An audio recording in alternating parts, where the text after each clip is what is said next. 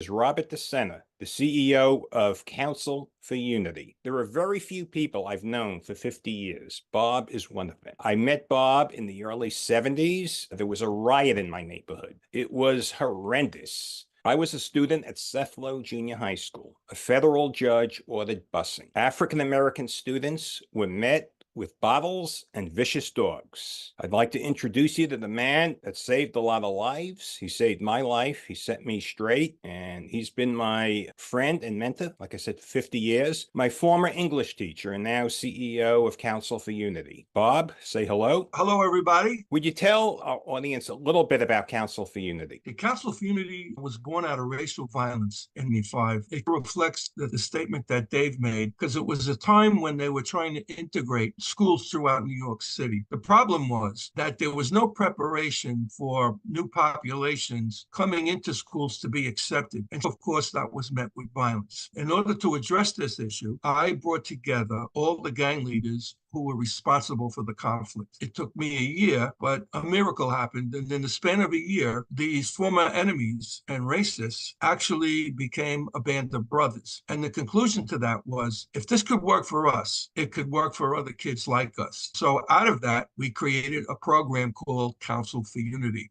From that very tentative beginning, the council has evolved into a movement that has its motto vetted in elementary, middle, and senior high schools, all throughout New York City, through Nassau and Suffolk County. We've had models in 4 correctional facilities and the Riverhead Police Department. It's been an absolutely fascinating journey. And I've said this more than once, there are more miracles in Council for Unity than in the Bible. And anybody who visits our website will be witness to that. Let me cut to the chase. You have dealt with some of the most violent people in America. Tell me about your experiences with Suffolk County Correctional Facility, and let's talk about the results. The sheriff at the time was Vincent DeMarco. Today, he is a U.S. Marshal. And when I met with him, he expressed serious doubt about whether this model could work. He had real doubts, not only about whether the program would work, but he was also concerned about my safety. He said, look, are you sure you want to do this? If your program works, I'm going to send every gang leader in this facility that's in conflict to meet with you in the chapel. There will be one correctional officer at the desk who was not on. When they walk in that room and see their enemies, it could be a very dangerous situation.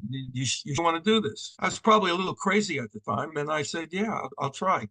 And the officer at the desk, and its on statement was, I was afraid there was going to be a full-scale riot. Within an hour of speaking with these men, a miracle happened. They all joined Council for Unity, and the rest was history. Our videos of these incarcerated gang members who have taken the Council for Unity journey have ended up transforming their lives to the point where they've inspired other venues to join the program. It's been a profound moment, to say the least. It really gives you a sense of faith, because if there's any one conclusion to this, it's that anybody can change. What we really want in prisons is to make people good neighbors. Does that make sense? If corrections were a business, it would be in a lot of trouble. There was a point where the recidivism rate in the country was around 83%. So if you were in a business and 80% of your business was a failure, you'd go out of business. But that doesn't happen in corrections. So the consequences, obviously, have been severe. One of the most telling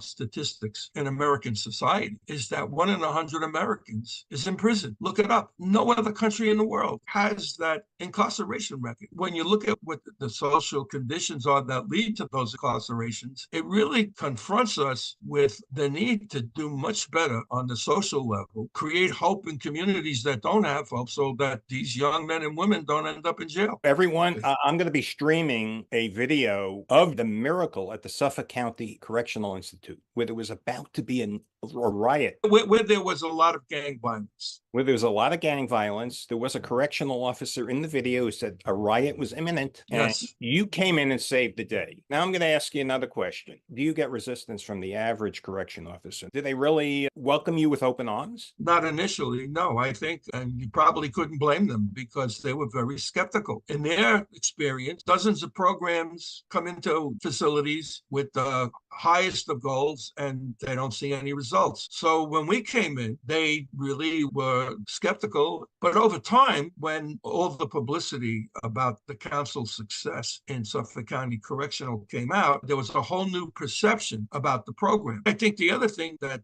led to a more general acceptance was the behavior of the inmates. They stopped being violent. They started signing up for programs like getting their GED. The impact of counsel actually led to other programs benefiting because the inmates at this point, when they didn't have to deal with violence every day, were now thinking about taking programs that would help them when they re-enter society. Bob, this sounds great. Why isn't this being done everywhere? I think Council for Unity lacks several things.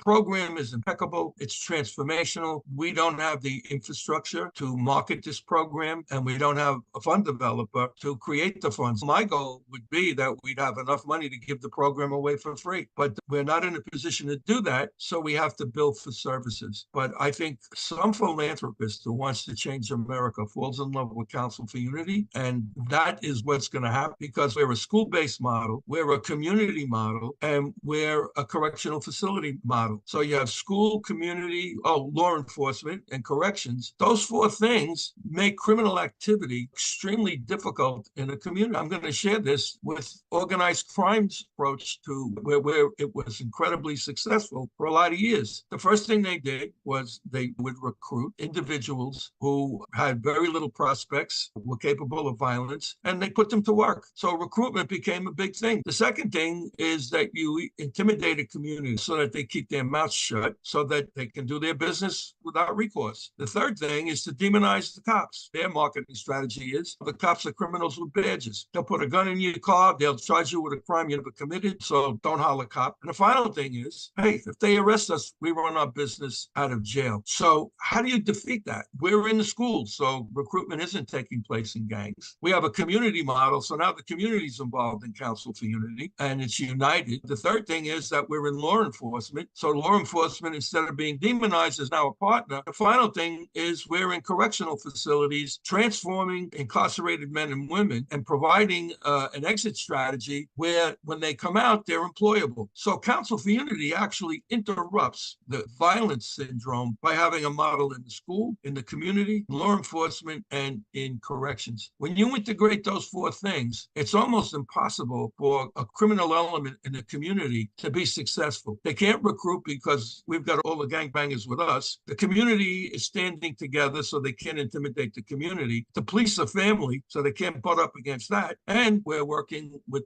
inmates in our correctional institutions. It's a 4-point process that has proven extremely successful. In fact, go on the website, click on the video, Behind Bars, A Chance for Change, and you will see those 4 components coming together in a very successful way. My takeaway from what you said is you need money. It's about bucks. Let's be real. You need money to do this correct. So as CEO of White Folk Industries, I am donating 3% of the profits of any commercial solar projects we do to your organization because I've known you for 50 years and I know your track record. I know what you did in our neighborhood back in the 70s, and I know what you did at the Suffolk County Correctional Facility. My family, who is in the solar business, and I have decided to make that commitment to you. I hope others on LinkedIn will do the same. I have 24,000 first-degree connections. One of my first-degree connections is Colette Peters, who is director of the Federal Bureau of Prisons. I've seen her interview on 60 Minutes. What do you say to Colette Peters? What would you do if Council for Unity was hired by the Bureau of Prisons to eliminate violence? I would do what we've been doing, and all of that's witnessed on the website. Our curriculum is extraordinary. A lot of it pivots around mythology, believe it or not. We have a Council for Unity myth around a dragon slayer motif. And the dragon in this syllabus is a metaphor for all the things that lead somebody to prison or all the things that block someone from getting ahead in life. The goal basically is to, one, identify your dragon, confront it, and slay it. Because to be a member of Council for Unity, you have to be a dragon slayer. Most incarcerated people sometimes are not aware that they have a dragon. And I've been a witness to that. We have a multifaceted curriculum that basically allows incarcerated people to remove the mask that has them bottled up where they are unable to communicate the tragedies and misfortunes of their lives. And when that mask comes off, they turn into human beings. And then they see Council for Unity as the medium through which this new discovered humanity occurs. We would do basically what we've been doing. We've been in Rikers Island, Brookwood Juvenile, and Suffolk County Correctional. In fact, also on the website is our gang conference. And two of the people on the panel, one was Brian Fischer, the former Commissioner of Corrections in New York State, and Sheriff Vincent DeMarco of Suffolk County Correctional. Both of them attest to the impact that Council for Unity has had on their populations. So it's not just statements coming from me, but from the highest levels of influence in corrections, giving testimony to the impact of Council for Unity. And it's right there on the website. Yes, and I'm going to be streaming some of your videos following this. Like I said, I'm going to create a loop. Do you have another example to share with our audience about your success? There is one instance that probably would have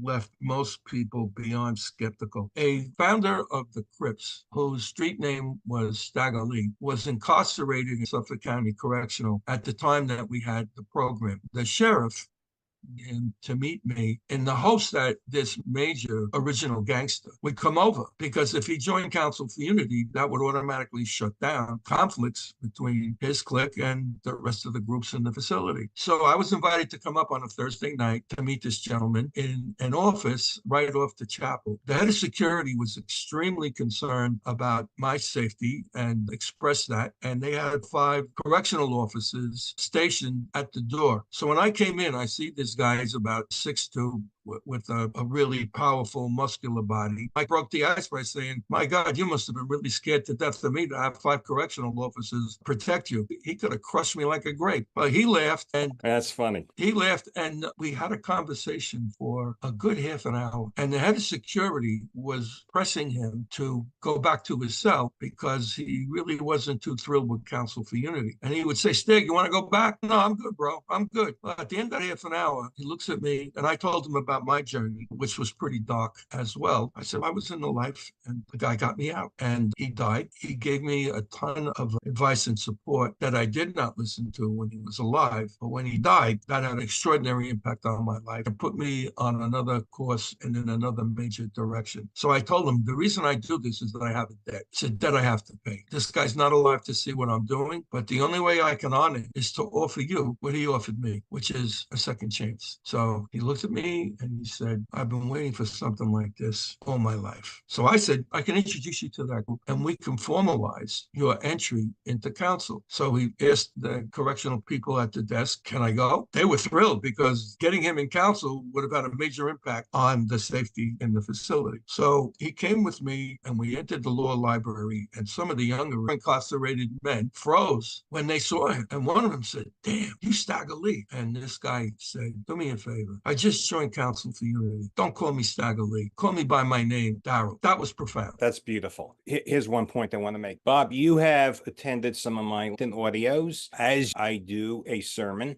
every morning, Sunday through Friday, 6 days a week at 7 a.m. for 7 minutes. It's called 7 at 7, Sunrise in the Presence of God. For a while, you were on my broadcast every Wednesday, and then all of a sudden, your profile disappeared. LinkedIn is saying you're not a real person. So I want everyone to see this is a real person. I'm hoping Ryan Roslansky sees this message and does something, because I want to have you on my live audios every Wednesday. I'm looking forward, hopefully, to a resolution of this. White Folk Industries has made a financial commitment to your organization. Deeply grateful. Wish we could clone you and get another hundreds more like you, and we would be all over the country. Am I correct to say I was, in the early 2000s, I was your largest individual contributor? Absolutely. Not only were you the largest contributor personally, but through your networking, we were able to receive significant funding from government sources. And that was because of you. Thank you. Is there anything you would like to add ahead. I have a LinkedIn account. I have people who are emailing me that they want to join my network. And every time I try to log on, they accept my password. I go through a verification process, and then I'm blocked. Mr. Ryan Roslansky, hopefully you will see this video and get Bob fixed up. I'd like to have him on my LinkedIn audio live, Sunrise in the Presence of God. Bob, thank you very much for this interview. My pleasure, Dave. Stay true to the game. You know, it was something that me and a couple of my homies did when got done when we was all we had just robbed somebody, matter of fact, for like a whole bunch of drugs and money. You know, we all do stupid stuff when we young. The Crips came and did a drive-by and shot me and my sister, and shot her twice in the chest, and she died. She was 2 years old. I was like a full-fledged gangbanger. Like, you couldn't tell me nothing. Every time I seen a Crip, I just wanted to kill him.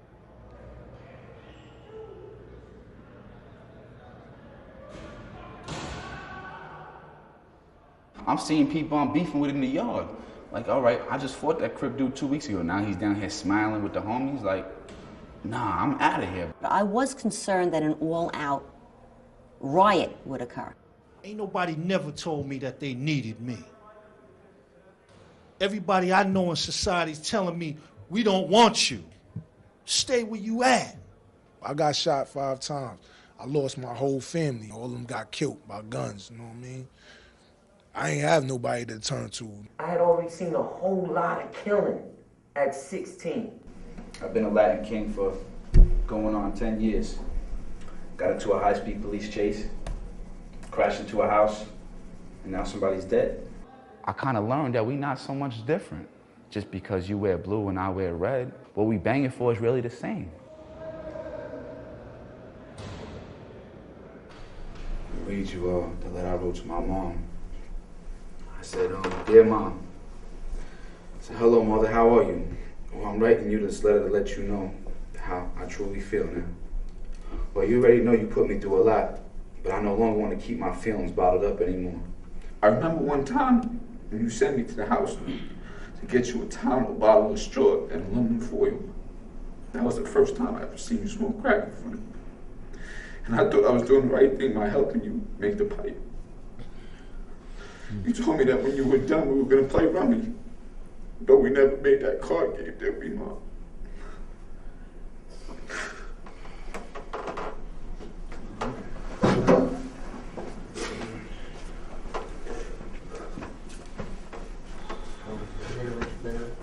Well, if I never told you this before, I'm going to tell you now.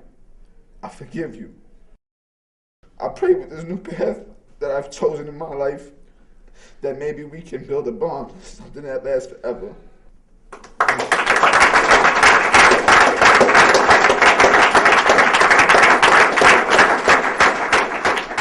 It just opened up my eyes and my heart, like, wow, maybe this is something I can be a part of that is going to love me back the same way I love it. I am not afraid to fail.